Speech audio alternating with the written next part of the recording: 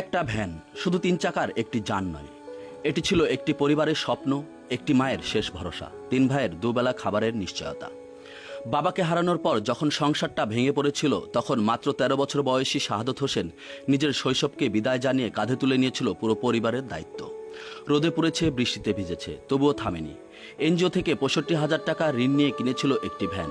সেই ভ্যানই ছিল তার জীবন, তার ভবিষ্যৎ, তার পরিবারের একমাত্র অবলম্বন। কিন্তু ভাগ্য যেন আবারও নিষ্ঠুর হলো। আজ সকালে 700 টাকায় ভ্যান ভাড়া নেয় 2 ব্যক্তি। মালামাল আনার কথা বলে শাহাদতকে নিয়ে আসে বনপাড়া মিশন মার্কেট এলাকায়। এরপর গির্জা রোডে কৌশলে তাকে বিভ্রান্ত করে মুহূর্তের মধ্যেই ভ্যান নিয়ে উধাও হয়ে যায় প্রতারকরা। এখন বনপাড়ার রাস্তায় দাঁড়িয়ে আছে শাহাদত, চোখ ভরা জল, বুক ভরা হাহাকার। হারিয়ে গেছে শুধু একটি ভ্যান নয়, হারিয়ে গেছে একটি পরিবারের বেঁচে থাকার শেষ আশাটুকুও। কি বলবে সে মাকে? কিভাবে শোধ করবে ঋণের কিস্তি? কিভাবে জ্বলবে তাদের চুলা? এই কান্না শুধু শাহাদতের নয়, এটি আমাদের সমাজেরও কান্না। প্রশাসনের কাছে একটাই আবেদন, দ্রুত প্রতারকদের শনাক্ত করে শাহাদতের ভ্যানটি উদ্ধার করা হোক।